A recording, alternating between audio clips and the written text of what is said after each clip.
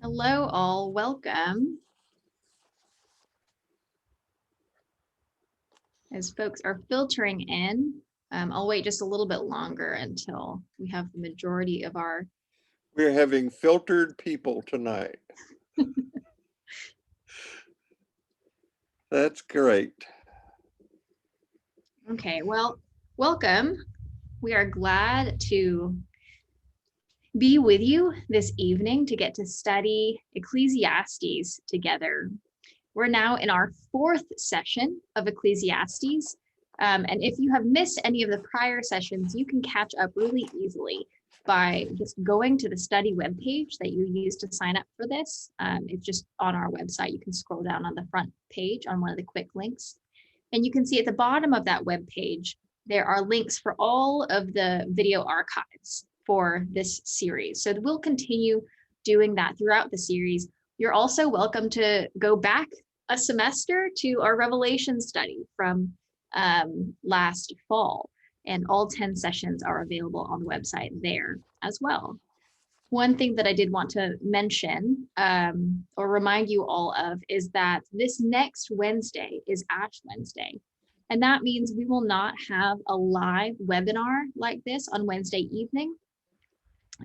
St. Paul's has 2 broadcast opportunities to worship with us at noon and 7 p.m. And there are also 3 worshiping outdoor opportunities at noon, 6 p.m. and 7:30. So that is where I will be, and that's where our other pastors will be. So you are invited to mark Ash Wednesday with us.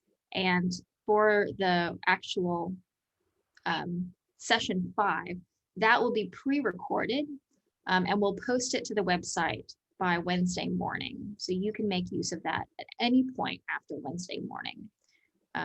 So just know that that is coming, and that if you try to sign in at 6 o'clock next Wednesday, you will not find us here.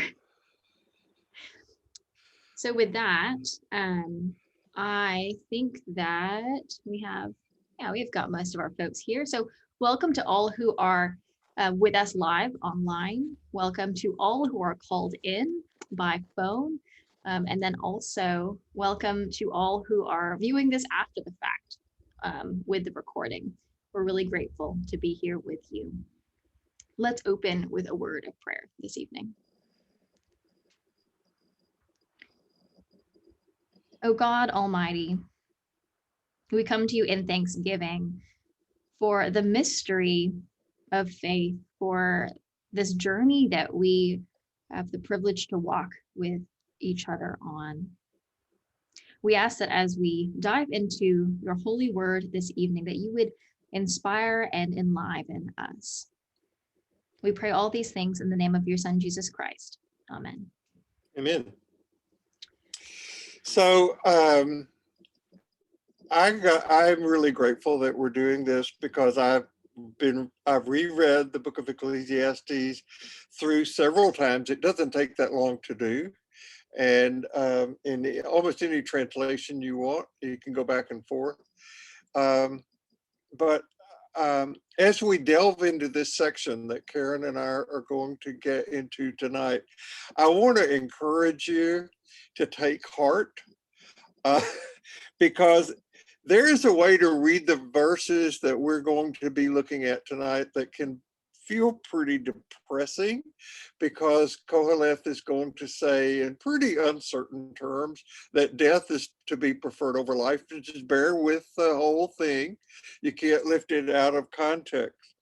But by the end of the book, if you read it through, which it's really heartily suggest you do, that Koheleth embraces life.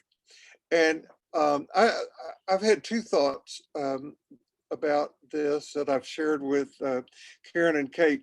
One is that I really have come to respect Koheleth for his courage, that he has this ability to look at life and death just square on and not flinch.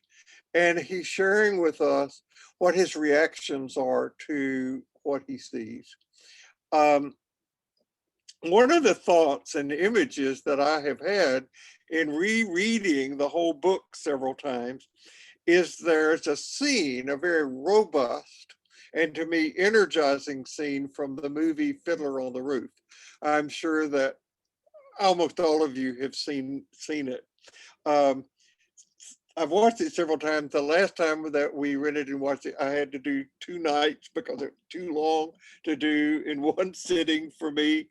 But I love the music. And, you know, the Jewish people of Anatevka joyously sing this very hopeful song in the face of such an uncertain future. And there is this one scene, it's a wedding scene, um, where there is this display, energetic, wonderful, athletic display of Jewish and Cossack folk dancing with a repeated refrain, L'chaim, to life. And I get that sense in reading Koheleth's writings all through over the whole book. It's really a celebration of life. Um, so just a little summary of the book up until this point. Koheleth has affirmed with a great deal of joy the delight to be found in work. And he has conveyed his hope of judgment against the wicked. And so now he's turning his attention in this section to those features of human existence that seem, no matter what, to shatter any sense of justice, any sense of rightness, any sense of meaningfulness in either life or work. And no matter how painful, he's not going to look away from these things. He's, although they invariably frustrate the most noblest desires of people, he's going to look squarely. And one of the things he's going to look at in this section is the abuse of power and the corruption that comes from that. So we're going to look at 16 verses through 2 different sets of eyes, Karen's and mine. And he's going to offer this all-encompassing view of how everything is like spitting in the wind. Think that gets it? You want me to keep going? I think that's an excellent summary. Now, I will say that I think that Bill took a more negative reading of this chapter than I did. I found it very uplifting. And we said earlier that that probably says more about me than about the chapter. But I think that there is a way to frame this in a positive way. And I feel like the refrain that we have for all of these sessions last semester, this semester, is stick with us. We promise it gets better. So that is the refrain that we'll keep saying. Now that Bill has sort of set the tone and given us a good summary of the entire section, I want to talk about the Tov sayings that really give us a good framework of this chapter. So we get this first series of Tov sayings, or better than sayings. Tov is Hebrew. Another series of Tov sayings is found in chapter 7, so we'll get there. But there are a lot of different examples of better than sayings, both in Israelite wisdom literature, but also in Egyptian instructional literature. So it's a really common literary device of the time. And in order to get to my positive reading, we have to remember that this series immediately follows the conclusion of chapter 3 that we covered last week. And at the end of chapter 3, like Bill said, we figured out that there is nothing better than to enjoy oneself. Right. So the author first states in chapter 3 that there's nothing better than to enjoy oneself. And then these verses in chapter 4, I read as sort of like him acknowledging the naysayers, him acknowledging the people who are like, okay, but life is hard, and they pull out all these different examples. So that's how I read chapter 4. So his introductory claim with these better than sayings, that no one knows what is good, sort of relativizes the claim of all of the wise folks, all of the sages who claim to know what is good or better. And he uses this, I think it was in the first lesson, we talked about how sometimes he borrows language from his contemporaries in order to prove a point. And I see these better than sayings as a way that Kohelet does this right now. So his assertion that there's nothing better but to enjoy oneself has to be kept in mind here. The chapter can be read in 5 different sections, and the first 2 sections conclude with a Tov saying, and each of the last 2 sections are introduced with a Tov saying. The middle section doesn't include one at all, so instead of any explanation of something that is better than anything else, in the middle section, he only has this observation of this terrible situation of those who have no friendship, who have no kinship or partnership, and who can't enjoy themselves. They don't have any community or engagement, no Wednesday night Bible study. And he says that one who toils in this way deprives oneself of the only good that they can have, which is the possibility of enjoyment. And this seems to be really the crux of this chapter here. So with that framing, and now that we have the summary and the framing, Bill, can you usher us into these first 3 verses? Well, and again, I know that Karen is absolutely right in her way of seeing this. And so I'm just going to say that I have several translations that I'm over here looking at on my iPad. And the one that I have pulled up at the moment is the Eugene Peterson one.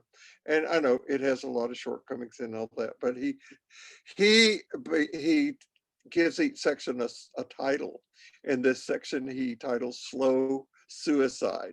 So you don't think that is the really happiest point of view to take, but that's the one that he takes. And so the first thing that he does in these 3 verses, verses 1 through 3, is he looks at oppression. And he describes oppression really starkly in terms of the gulf that exists between the powerful and the powerless. And reading these first 3 verses got me to thinking about the 9th step in recovery programs, about making amends to those we have harmed, where doing so would not cause further harm. And I promise you that making these amends, even becoming aware of them, is not as simple as it first appears. I've been thinking this week about the word "our" in the Lord's Prayer, and how can we achieve some sort of unity in the divisive culture in which we live. It's not easy to overcome all the gulfs that exist, and he's looking at one that's really stark: the oppressed and the oppressor. So I think we have to do first is to look at what Koheleth is doing here.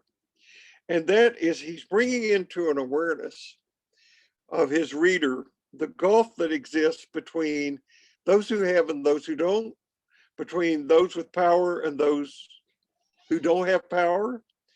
And I think that to make this relevant for us, we have to do the work to bring into awareness those who might have been harmed by our unconscious narcissism, our self-interest, our selfishness, our ignorance, how our unconsciousness has brought, pardon me, harm to other people.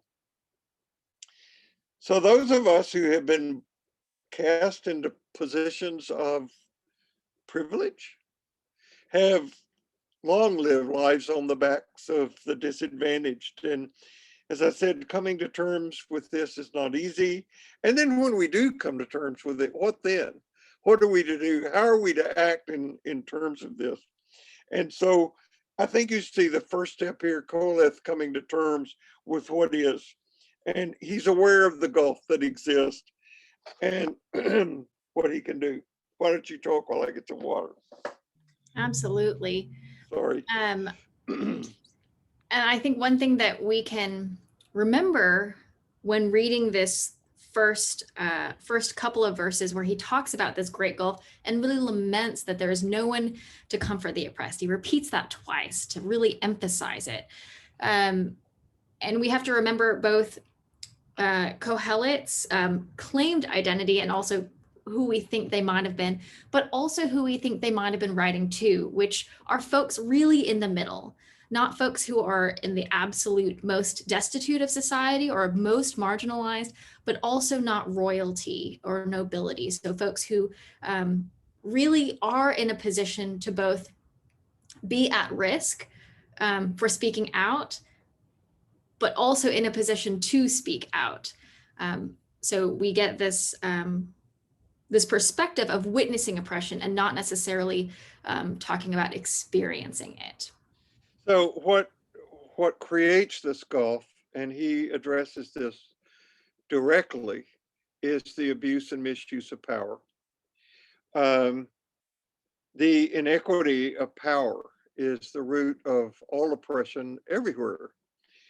And therefore, it is incumbent upon the collective to protect the powerless and to particularly protect the weak from the strong. Um, a man who is known as Lord Acton, and you can look him up on Wikipedia because it's quite long and well footnoted. He's best known for one sentence that he wrote to an Anglican bishop. And that sentence is, power corrupts, and absolute power corrupts absolutely. That's the sentence most are all familiar with. But there's another one that goes with it. And he says, great men are almost always bad men, because the temptation to abuse power is just so overwhelming. So twice in this section, Koheleth laments the lack of comforters among the powerless. You know, if he'd said it once, we might have said, well, okay, that's true. But he emphasizes it, which is a Hebrew technique for underscoring something as being really, really important, suggesting that we need to take an active role at protecting the powerless from further abuse by the powerful.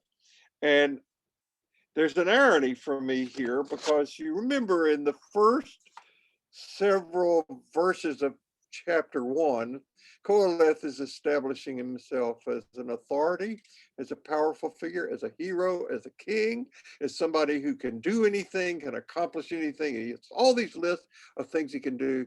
But here he is in the face of his impotence. He can't protect the powerless. That needs to come from the collective, from the community. There needs to be advocacy on behalf of the powerless. And he has this lamentation that no one seems to be willing to do this.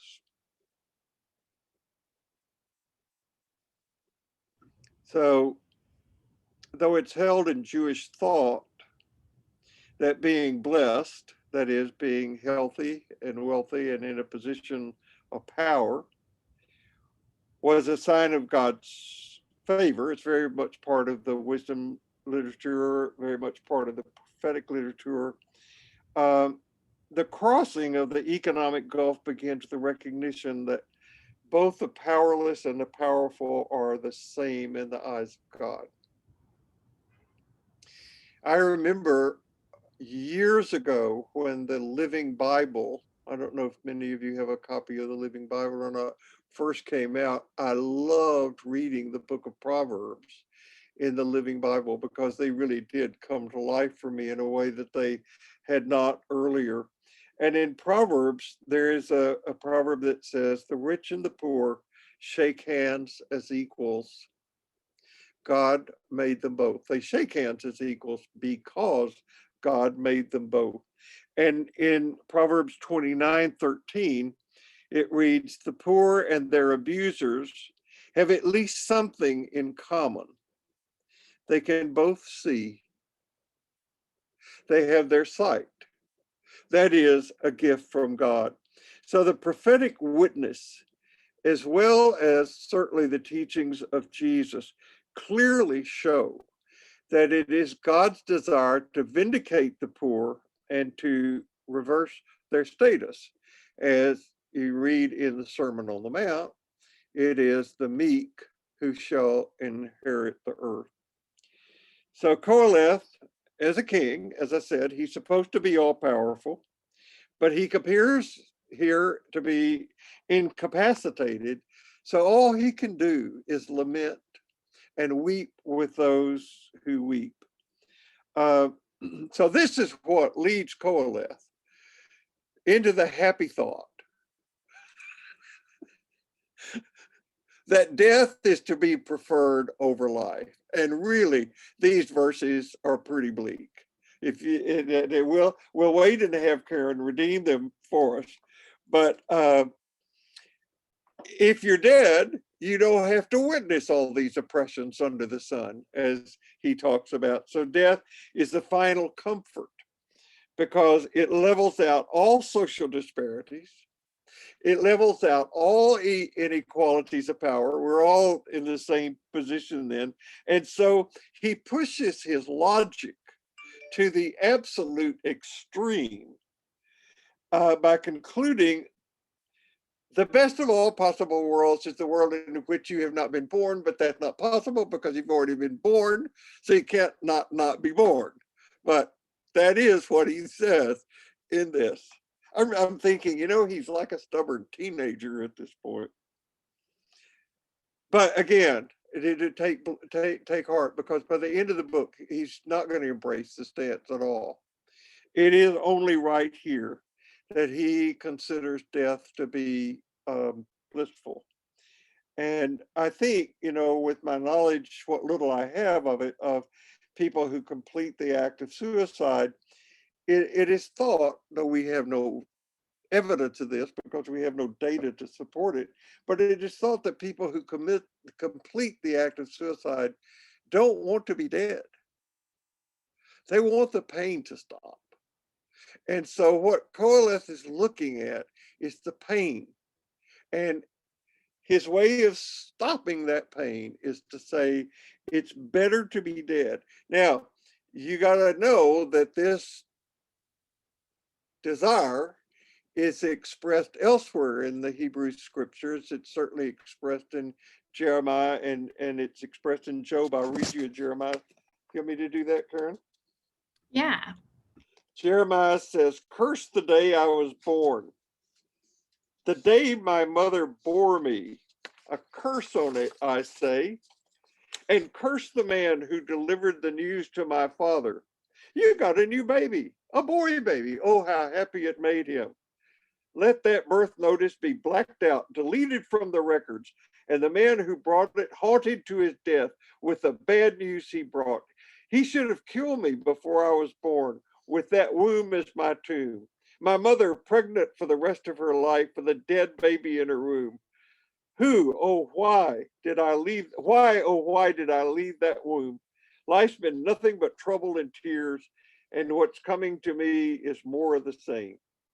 And of course, Job's famous lament, obliterate the day I was born, blank out the night I was conceived, let it be a black hole in space. May God above forget it ever happened, erase it from the books, rip that date off the calendar. So on that happy note, I want to add some nuance to these first 3 verses and sort of expand our options from just the option of having death be the only comfort and also the non-option of not having been born. So the Tov saying, T-O-V, for those who have been asking, what kind of saying? Tov, T-O-V, which means good, or in this case, it's better than. The Tov saying in verse 3 concludes that what's better than being alive or dead is to not have come into existence at all, such that you wouldn't have to experience this pain. Like Bill said, you wouldn't have to see the injustices of the world. You wouldn't have to see the oppressed not being comforted. And I would argue that this is being used as a rhetorical device and not necessarily as an argument that we're actually better off not having been born. And the commentary that I'm using, CLCO, provides a pretty good rationale here. So I'm not just making it up. There's at least one other scholar who agrees with me. Because like Bill said, for you or I to not have been born is not an actual option that we have. There's no recourse we can take to make that happen. We're already living. We've already witnessed these inevitable tragedies of life. And there are some who then read into this passage and say, okay, we may not have been born, but what about the generations of the future? And that's not a part of this conversation. The point here is not to say that we ought not be born, but rather to bring up an irony in order to make a point about the oppressions that are witnessed. Because it is painful to witness oppression that feels like it is all-consuming and extremely pervasive, to feel like the pain of the world is so much larger than yourself that you can't actually do anything about it alone. This is Kohelet's perspective here. It is a deeply painful thing. And so he does acknowledge that it would feel better to be shielded from this. And more than even just like putting up a wall or a garden hedge, the ultimate way to be shielded from life's pain is to not have lived. So the Tov saying here, I think, points to this irony of human existence, that which is supposedly better than is not actually within our grasp. For Kohelet, to see tragic things is to be, is to live. So what is really better is not to somehow be shielded from life's painful realities, but to enjoy oneself whenever it is possible to do so. And I know right now that feels like a jump, but I think by the end we can get there.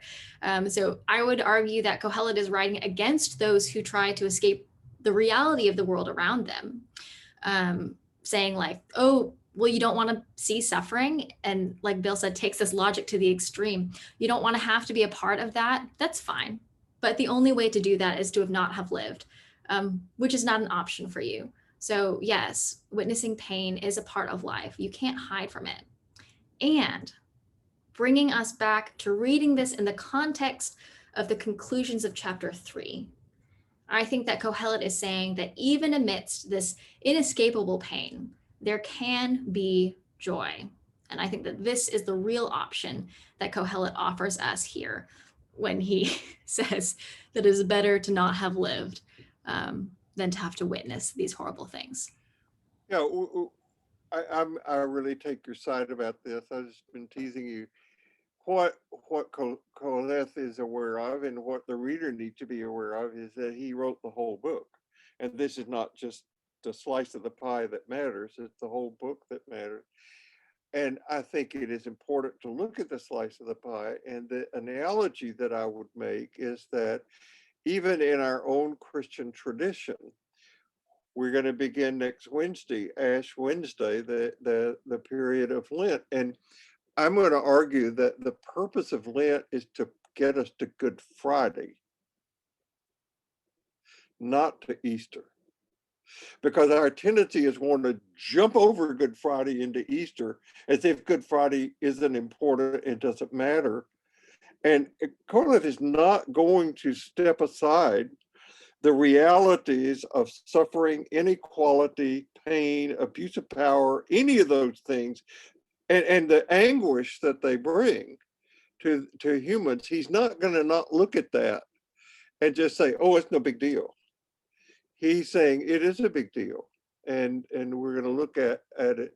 So this, again, this block of material, this chapter is sandwiched between the joys of work that we looked at in chapter 3 and leading up to the first verse in this, and then what's going to be picked up in the next chapter and going on through the rest of the book. So that. Will, So, do you want to take us into the next few verses, the second section from verses 4 through 6? well, where he talks about work and envy and competition. Um, he doesn't regard work as a curse because he doesn't exclude categorically the possibility of finding joy and meaning in work. So, what he does do is he denounces work when it becomes toil. And I think one of the things, the ways that he sees toil, as he uses that word creep into work, is when our work causes envy. Now, this is going to go against a lot of capitalistic thinking because envy is competition and winning and wanting to get better than somebody else, which again is that abuse of power that we were talking about. So that work, the noble sense of work, can be twisted into an opportunity for rivalry and a pursuit of dominance. It can even lead to a certain sense of violence. It can lead to a certain sense of dishonesty. I think about all the advertising that we have in our culture that says my product is better than yours. And we know that some of those claims really don't stand up.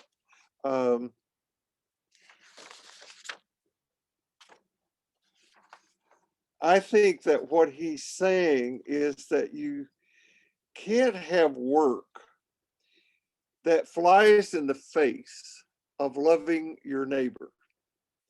So I think this discovery in the book of Ecclesiastes of envy-inspired work marks a milestone in his search for a proper motivation of work that can encourage solidarity.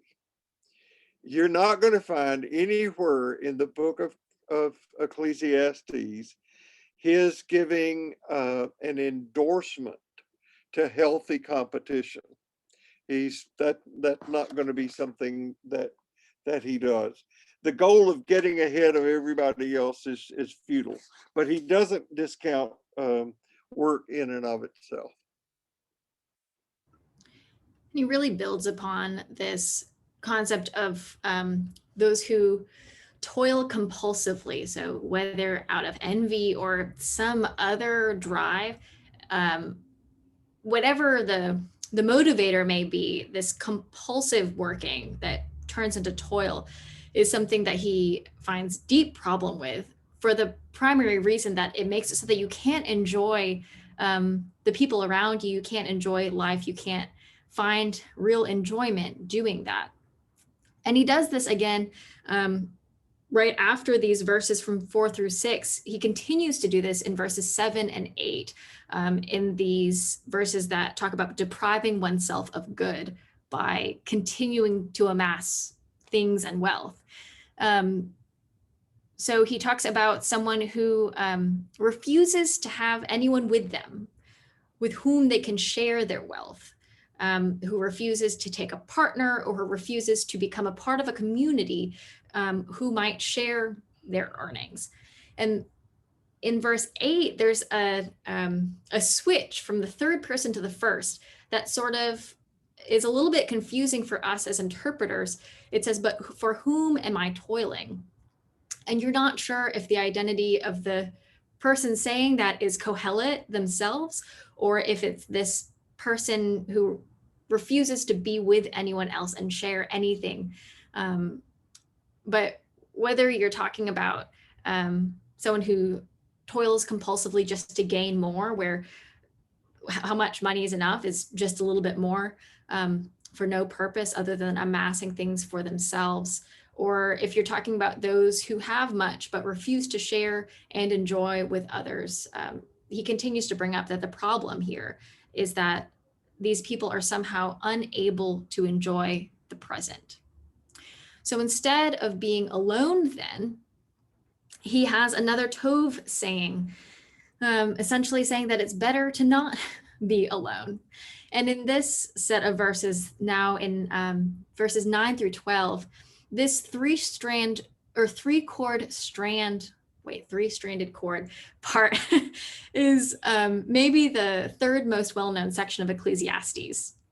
And it's often used in the context of a marriage covenant, which I think can be really lovely.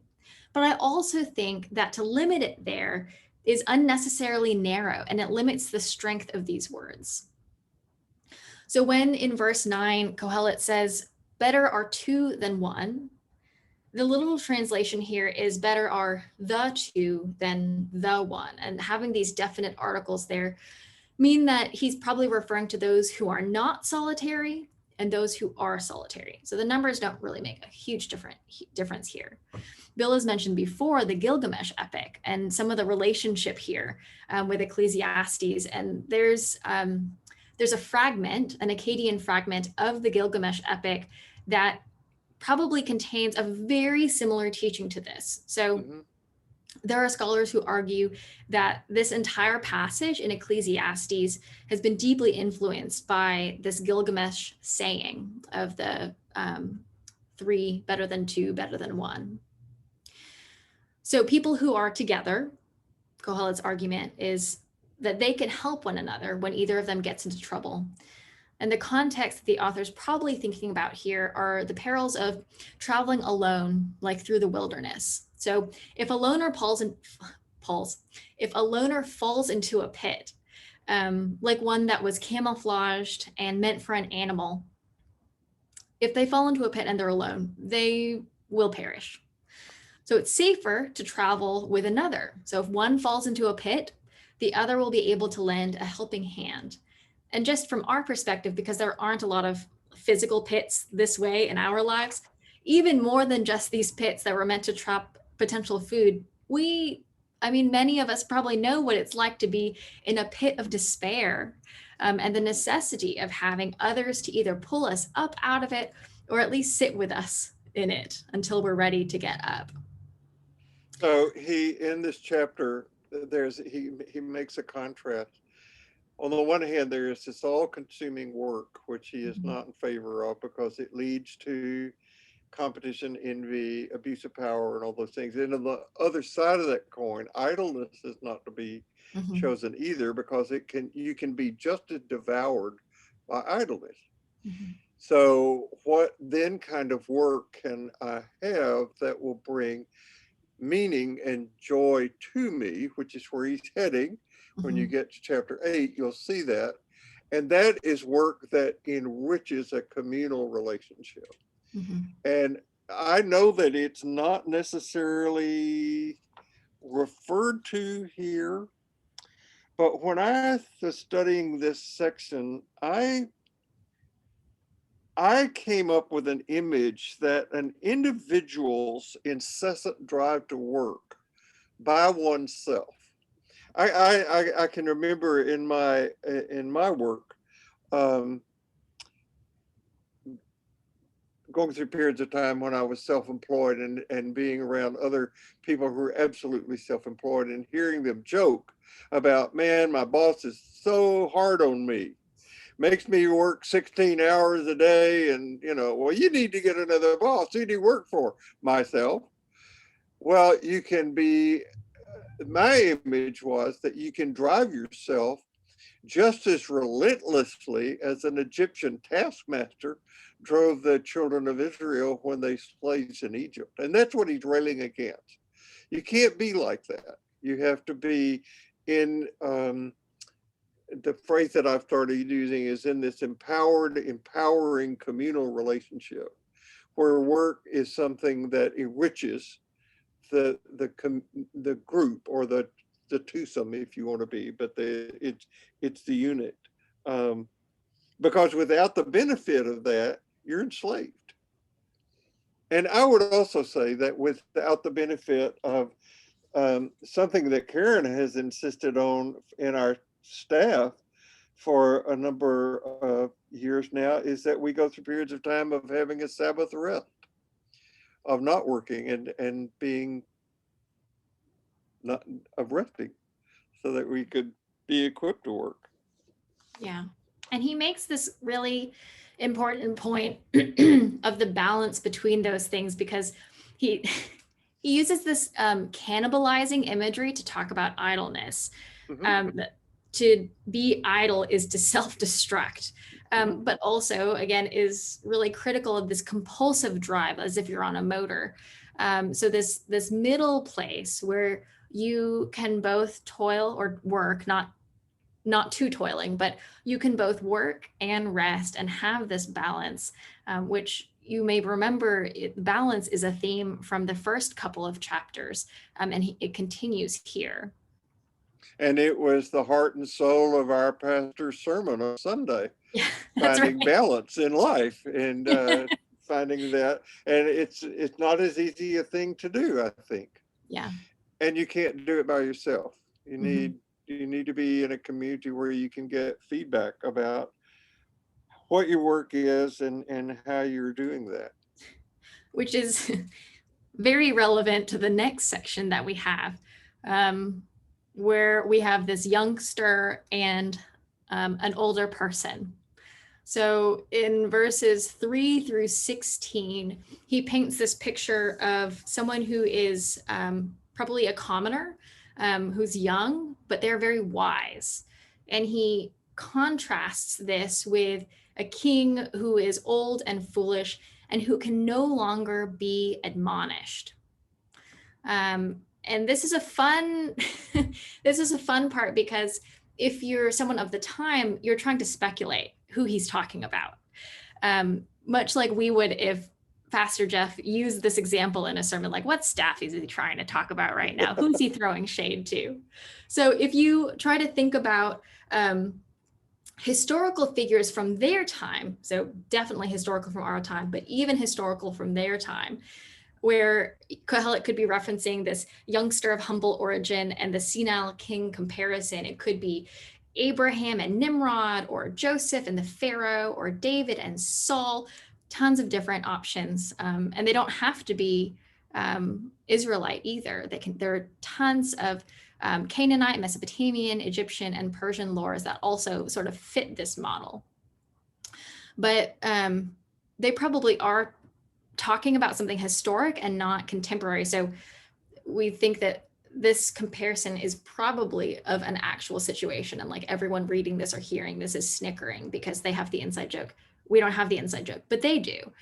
So this is him talking about some situation in the past so that it feels more real to his audience. So I think the only other comment that I had about verse 13 is that even though the word is usually translated as poor, it doesn't necessarily imply poverty. It's just this loan word that we have from Akkadian, and it usually just describes people from ordinary status, which means when he's talking about this youngster, he's talking to his audience, because his audience are those of real ordinary status. They're not extremely impoverished. They're not noble. So he's sort of saying, this is you. You are the youngster who is wise, and like all of those old kings who are senile are over there, who are out of touch. They no longer have the humility to be able to receive feedback, which I think is the most critical part of his description about the older person. And it reminds me of some familiar words from a prominent literary series. I think the quote is, "Youth cannot know how age thinks and feels, but old men are guilty if they forget what it was to be young." Oh, that's good. And this old man, this old king, is senile, and he's forgotten what it was like to take the advice of other people. He's forgotten what it's been like to actually be in community in a constructive way that is reciprocal. And so he's doomed, because he's chosen himself and his authority and his power over the community around him, and theoretically his kingdom, if he is a king. So Karen, I want to hear what sense you make of the last verse of this chapter. I'll read the 15th and conclude with it. Mhm. I saw everyone rally to the rule of this young successor to the king. Even so, the excitement died quickly. The throngs of people soon lost interest. Can't you see it's only smoke and spitting into the wind? What sense you make of that? I think that he is observing this reality of life. And we've all seen this happen and really play out in politics and other areas of leadership, that we really like this image of the new underdog turned hero. And he's reminding us that even the glory of the king, even the glory of this new underdog hero is ephemeral. And I think that this contributes to the main point that I think that he's making with chapter 4, by using all of these better than sayings, but simultaneously providing examples of how they're not actually real long lasting options for us, or why they are ephemeral. And he's using this word havel to make this point. And so even the options that do seem better, like life and community, even this is ephemeral, because Kohelet doesn't say that the 3-strand cord will never break, but he says that 1 may be overpowered, 2 may resist, and 3 will not readily snap. Right. So even this section where he's not saying that this is very clearly ephemeral, he's still illustrating that this is not a long-term solution. Right. So I think, oh, go ahead.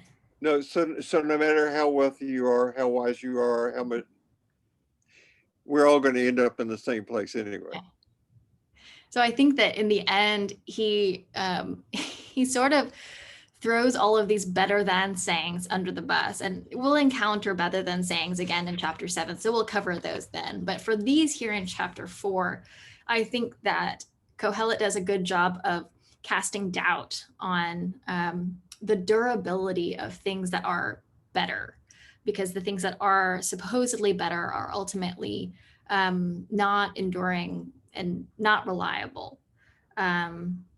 Because even the wise who gain success through tremendous disadvantage, like this youngster commoner, they must nevertheless face that same fate. Like Bill was reading in the last couple of verses here, where all the throngs will go away. So Kohelet concludes that even this is the pursuit of the wind. So I think that here at the close of chapter 4, which is this whole chapter long caveat to chapter 3's conclusion, I think that it brings us back to his central point so far, that life is really hard and it's really fleeting. And just because we are bound by a limited time and we're not eternal, we're not God, we don't have absolute power. Just because of all of those things doesn't mean that life is pointless, and that our task is to find and create joy wherever we can.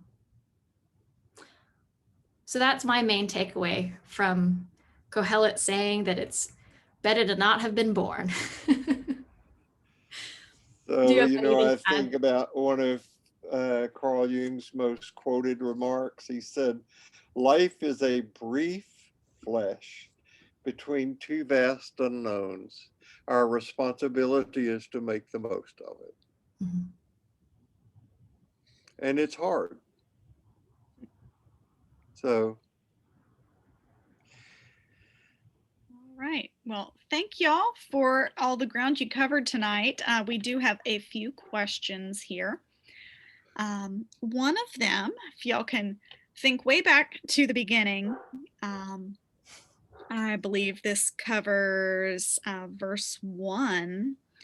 Look, the tears of the oppressed with no one to comfort them. On the side of their oppressors, there was power with no one to comfort them.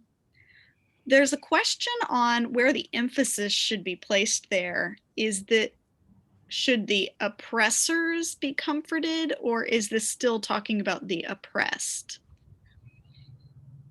I think it's talking about the oppressed. Mhm. Because it says them. Which them are we talking? Yeah, I'll read from this Anchor Bible translation, and I'm not actually sure how much this differs from what you just read, Kate, but in this translation, it says, "Further, I saw all the oppressions that are being done under the sun. Lo, the tears of the oppressed." So here are the oppressed here, and there's none to comfort them, the oppressed. Power comes from the hand of their oppressors, but there is none to comfort them. So I think that the reference here is consistently, when they say they and them, consistently the oppressed. If that makes sense. Yeah. There's a comment here in the Q&A. So is Ecclesiastes telling us that God is ruler over all and everyone dies?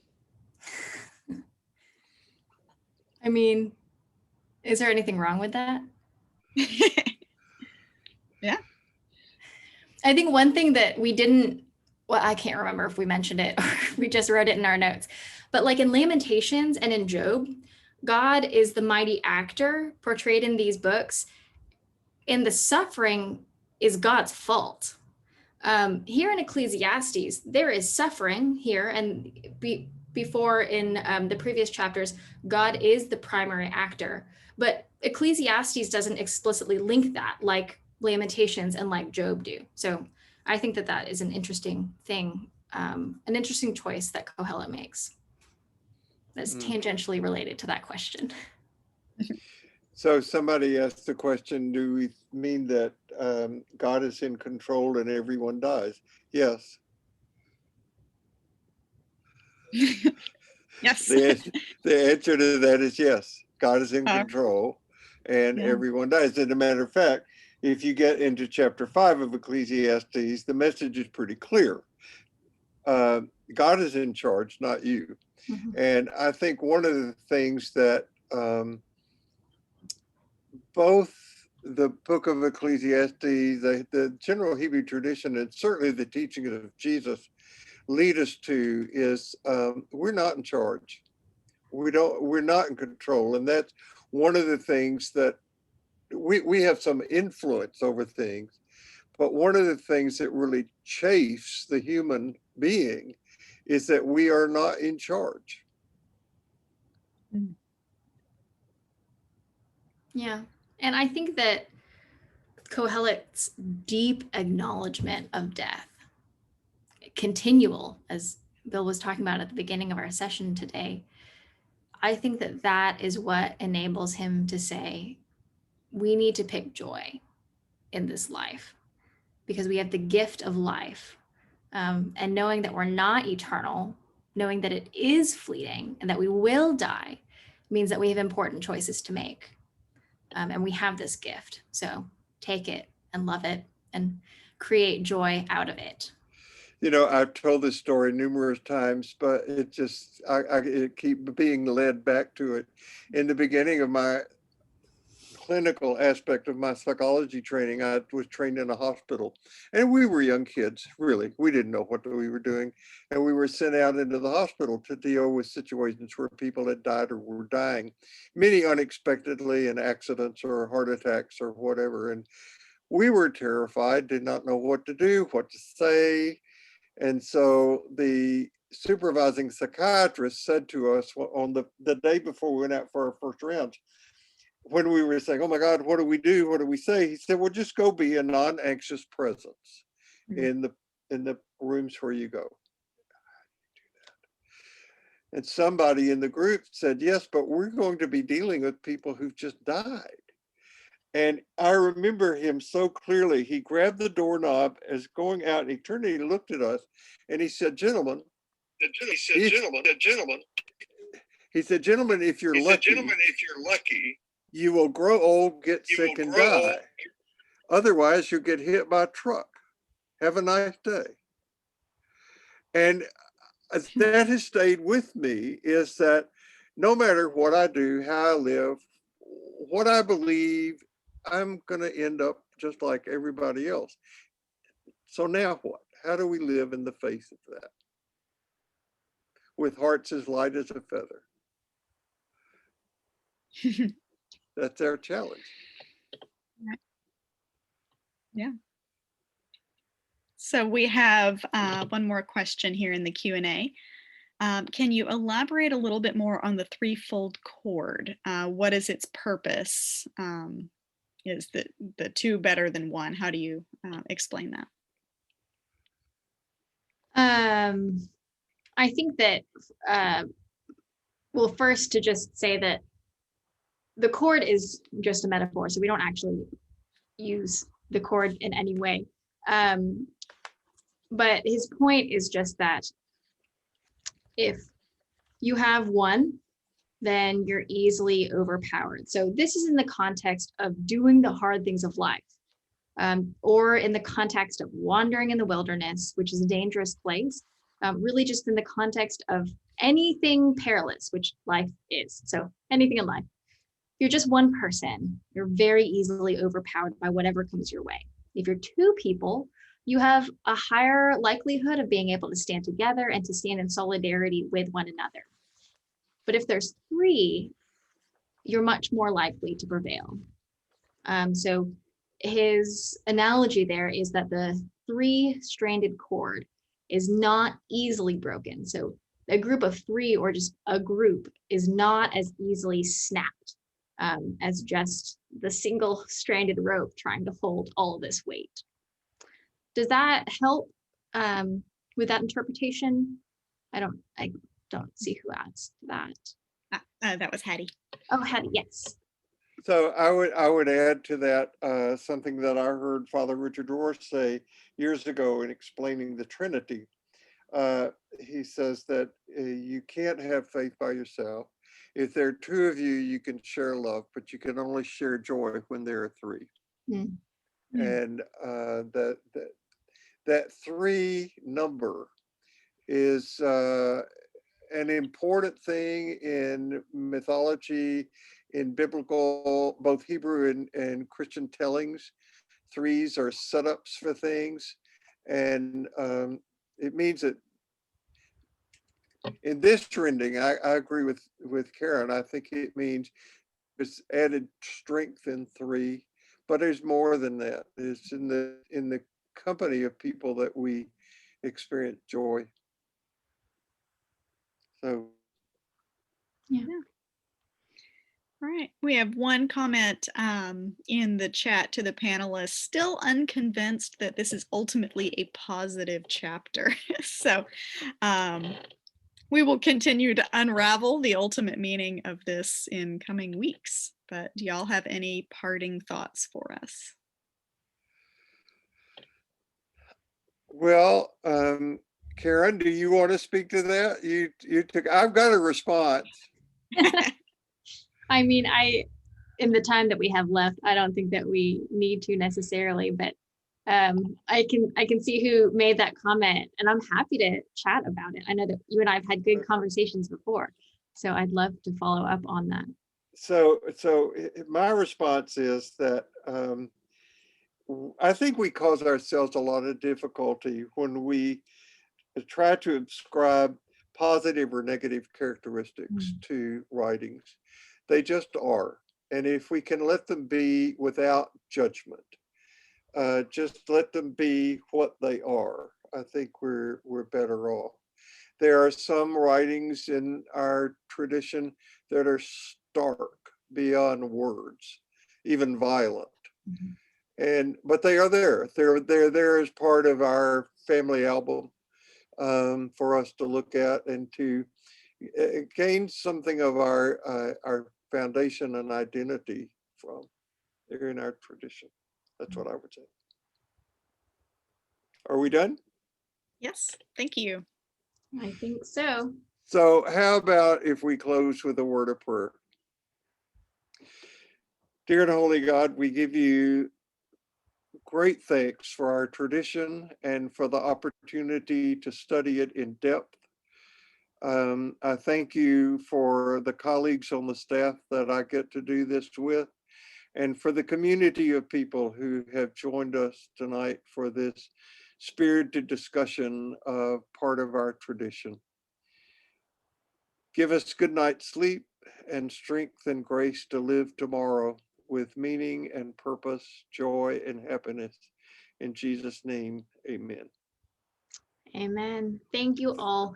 We will not see you next week, but you will see a video of us next week. So maybe we'll see you at Ash Wednesday or the week after. Go in peace.